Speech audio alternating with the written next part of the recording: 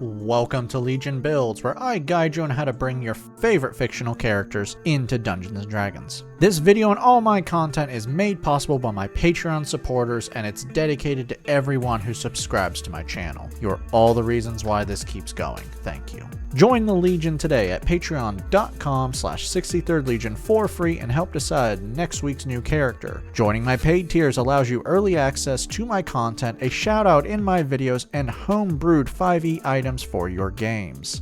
Time to return to the darkest corners of Camorra for the evil Haemonculi. I know saying a faction within the Durkhari is evil is rather redundant, but trust me, it's earned for these ones. Amongst the evil creatures of Camorra, the Haemonculi covens are by far the most twisted and evil, and that's not just a comment on how they act. To look on them, you see little to no resemblance of their Durkhari kin. Instead, their bodies are twisted and transformed. The Haemonculi alter their physical forms to better suit their purposes. These alterations include bone tails, extra limbs, anti-gravity crystals that enable them to move without walking, and the relocation of all of their organs into a brand new rib cage made out of dense bone located on their back. In combat, the Haemonculi wield nightmarish weapons. These include acid dispensers, poisoned razor-sharp blades, sniper rifles that fire bullets that turn all organic matter into glass, and chemical injectors that cause rampant mutations that kill the contaminated victim. By the way, those are their normal weapons. Yeah, a gun that turns people to glass and mutagenic compounds are normal for these guys. They also have weaponized interdimensional beings, sentient barbed wire, mirrors that shatter reality, and soul-stealing prisons. We will not be getting into the artifacts. By the way, they are functionally immortal as they have discovered cloning and life-altering technology beyond all scientific understanding.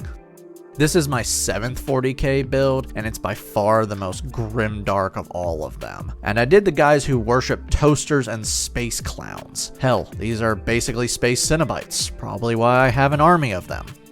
For today's build, we'll be using the Player's Handbook, Sword Coast Adventurer's Guide, and Van Richten's Guide to Ravenloft. The book I use probably way too much. We're using standard point array to keep things simple if you want to use another system, and we're not multi-classing. Yeah, we're gonna make these twisted bastards with one class. Make Charisma 15, Intelligence 14, Con 13, Dex 12, Wisdom 10, and we're going to be dumping Strength with an 8. I doubt the Haemonculi would have such a low Strength stat, but it's useless for this build, so who cares. Haemonculi were Durkhari, space dark elves, but they stopped being that a long time ago. Reborn from Van Richten's is going to work well for a race of flesh crafters. Place +2 in intelligence and +1 into charisma. Ancestral legacy grants you skills from the life you lived before becoming what you are now. Take medicine and arcana. Much like my Pinhead build, medicine isn't for healing here. Deathless nature makes it very hard to end you. You no longer require air, food, or water to live. You are resistant to poison damage. You have advantage on saving throws against being poisoned and diseased, advantage on death saves, and you don't sleep and can't be put to sleep. Your long rests are 4 hours long where you remain conscious. Knowledge from a past life allows you to add a d6 to any skill check you make, and you can do this a number of times equal to your proficiency bonus between long rests. To finish out your lineage, you speak the language Common and one other of your choice, probably Elf. For your background, grab the skills Persuasion and Deception. For your bonus proficiencies, take Alchemist Supplies and Poisoner's Kit.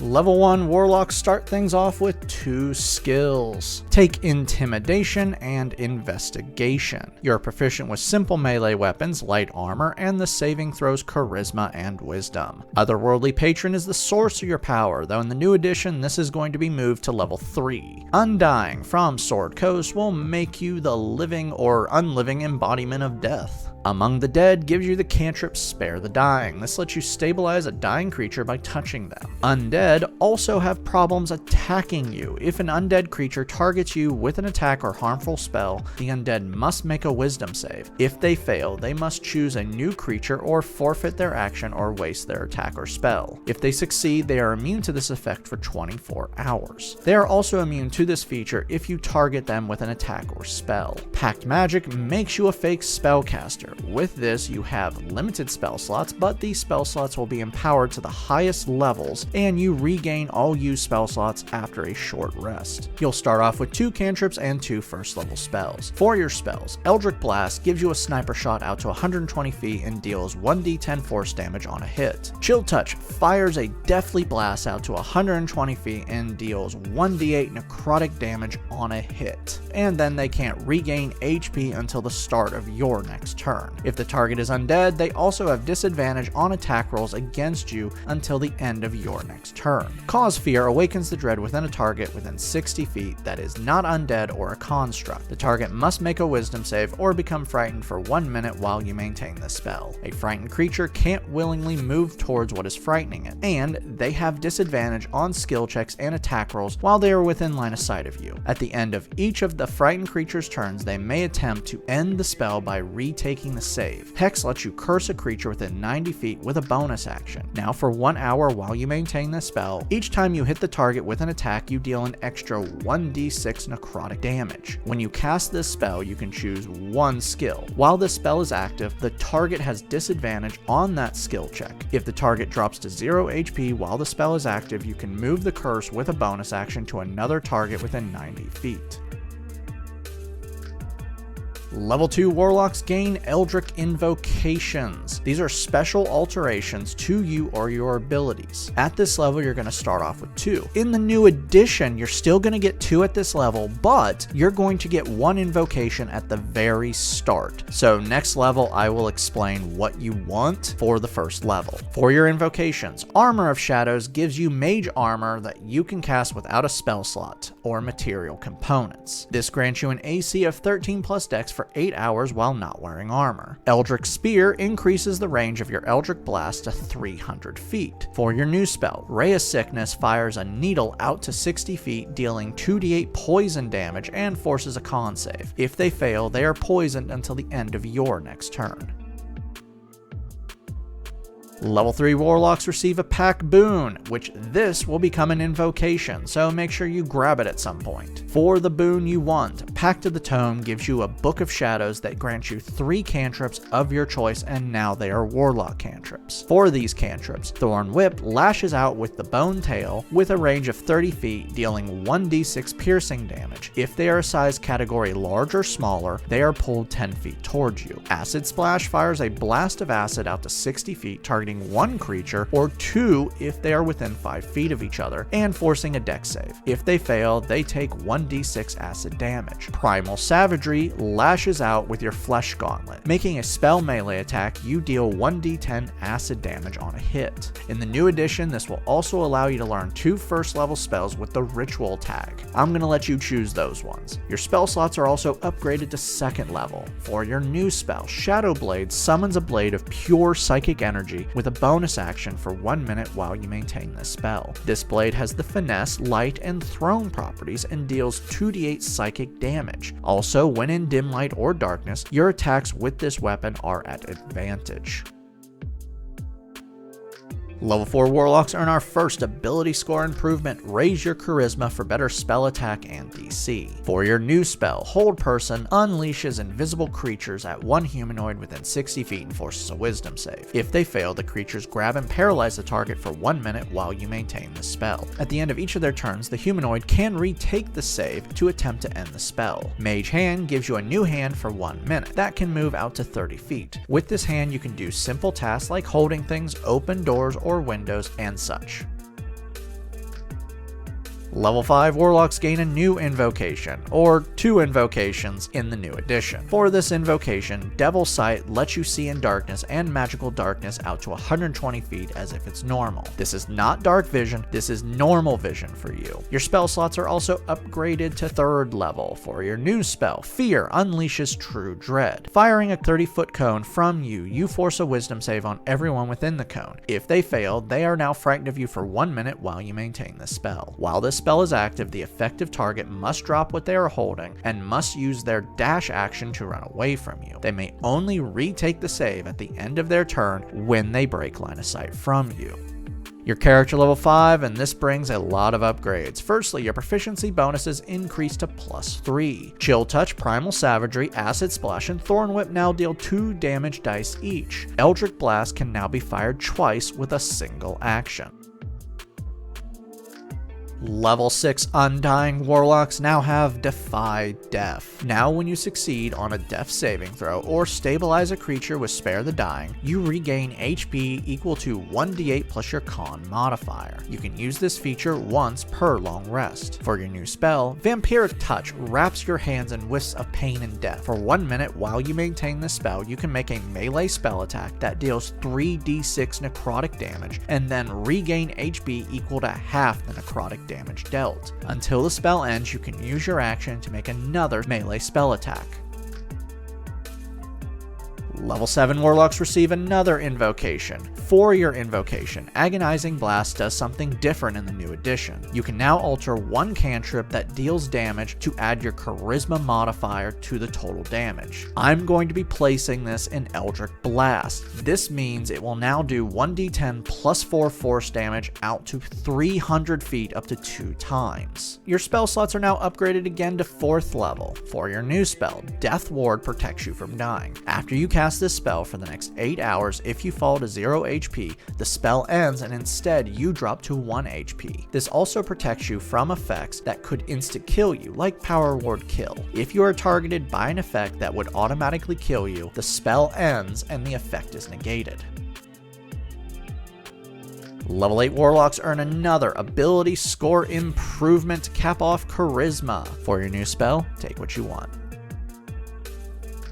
Level 9 Warlocks gain another invocation. For this invocation, Ascendant Step gives you your Anti-Gravity Crystal. You can now cast Levitate on yourself without a spell slot or material components. This lets you begin to float upwards by 20 feet. For 10 minutes while you maintain this spell, you can raise yourself another 20 feet with an action. Now you can only use your action to move vertically, not horizontally, which isn't like in the lore, but it still gets you out of enemy melee range. When the spell ends, you float safely and slowly towards the ground. You also have your spell slots upgraded to 5th level, which is as high as you can go. Make sure to check which spells gain more power as you upcast them at higher levels. For your new spell, Teleportation Circle gives you access to the Webway. This spell allows you to teleport between 2 teleportation circles. When you gain this spell, you learn the locations of 2 circles on your material plane and can learn new circle locations by studying them for 1 minute. When you use this spell, it creates a portal that lasts for 1 round. You can also create new permanent circles by casting the spell on the same location every day for a year.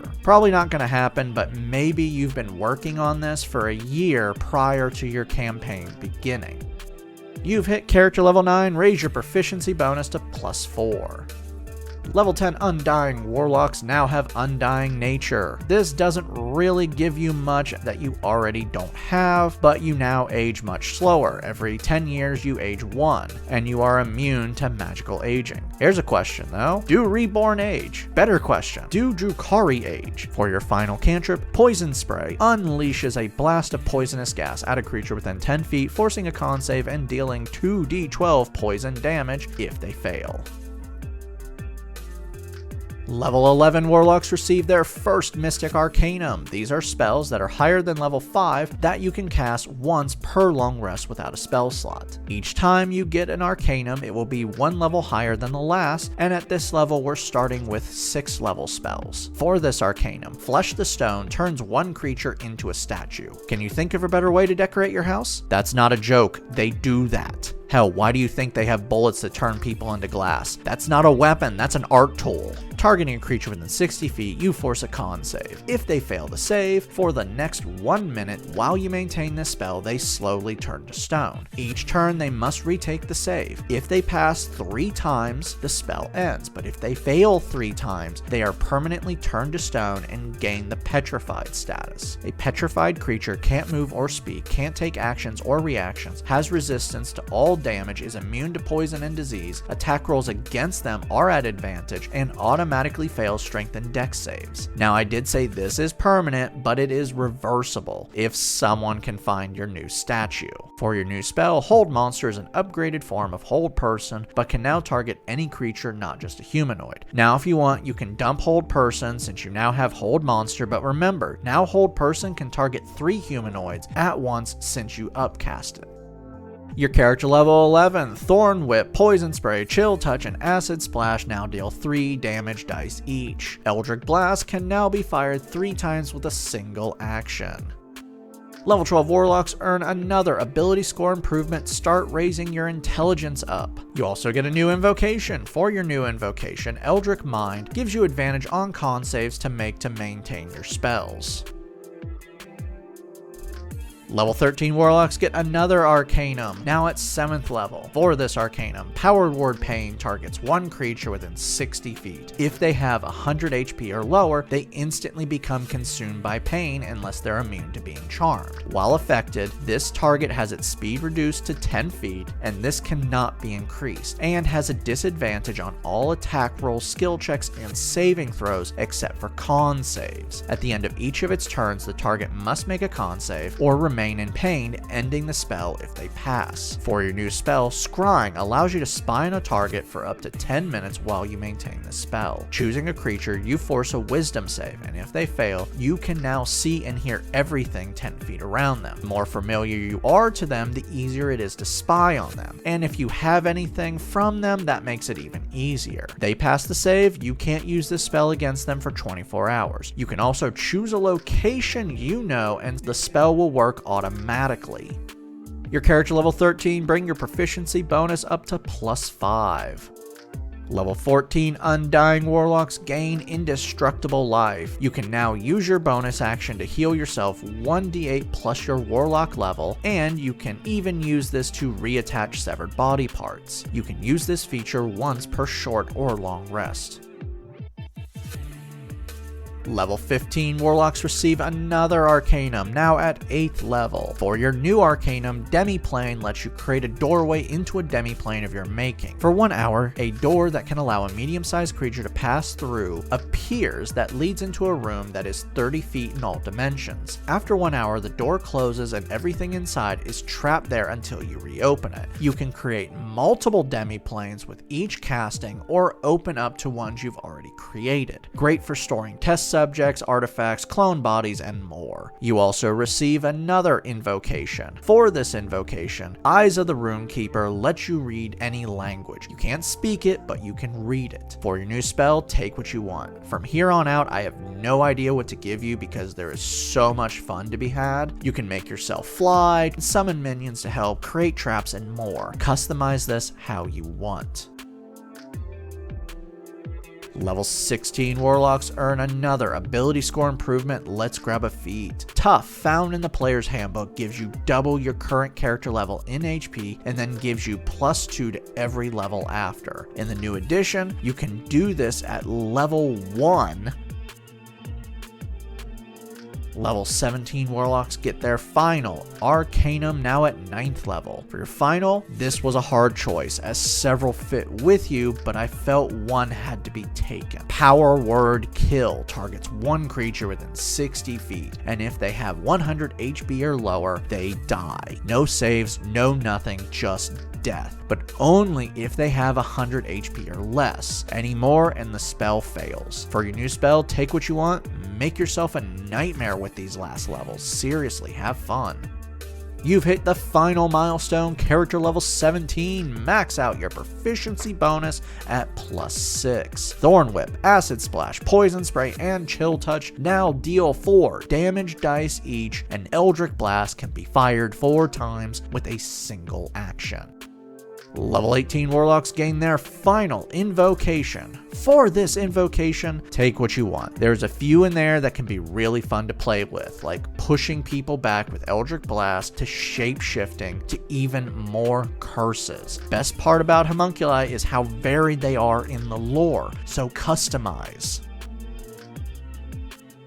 Level 19 Warlocks earn our final ability score improvement, Cap Off Intelligence. In the new edition, you will get access to epic boons, which are feats that are very powerful and only accessible to level 19 characters. I would look into the boon of Fortitude to make you tougher to kill. For your final spell, you have one last chance to really customize, so make it count. Our final level is level 20 Warlock, and you are an Eldritch Master. Now, once per long rest, you can regain all used spell slots, which is 4. Yeah, you have 4 spell slots. Now that we've hit level 20, let's recap. Your stats are Strength 8, Dex 12, Con 13, Intelligence 20, Wisdom 10, Charisma 20. Let's dive in. You are insanely deadly. Your most basic range attack is a 300-foot range shot that you can take 4 times with a single action, and you're dealing 1d10 plus 5 force damage per shot. Your most basic melee attack is dealing 4d10 acid damage or 4d6 piercing damage. You can even add a d6 to all this as well. Oh, by the way, I should probably tell you that increase to your Eldritch Blast, 2 things are about to happen with that in the new edition. 1, it can be on any cantrip that deals damage, and 2, it's going to be downgraded to a much weaker range, but it's still good. Your damage is also all over the place with necrotic, psychic, acid, force, and poison damage. Hell, you can just kill with a word. You also have some pretty amazing capabilities. You have access to a teleportation network, you can create demi-planes to house things, levitate yourself, can see through magical darkness, can read any language, scare people senseless, turn people to stone, paralyze them, and of course spy on them. Finally, you're just hard to kill. You have advantage on death saves, you don't need to drink, eat, or breathe, advantage on poison and diseases, you can heal yourself, you always are awake, and you have over 150 HP taking the average. Using your range tactics, that health will go a long way. Downside. Biggest problem is your AC. Even with Armor of Shadows, it's just 14, and that's your best option. You have limited resources with 4 spell slots and a lot of one-off abilities, but with all your cantrips, you can use these without fear. You have a lot of concentration spells, but you're a spellcaster, so what else is new? Finally, I feel your con score should be higher. You're not Urine Reckhearth, who can literally clone himself upon dying, so if the enemy gets too close, you're done. Show the lesser beings of the galaxy what true horror is, and enjoy your time out there collecting test subjects. I'd like to give a special shout out to my Artificer tier. Thank you John Martin, Christopher R. Hunter, Java Squirrel, and Matthew Dens. Make sure to like and subscribe to not miss a single new build each week on YouTube and Spotify. And make sure to check out my Patreon where you can help decide next week's new character.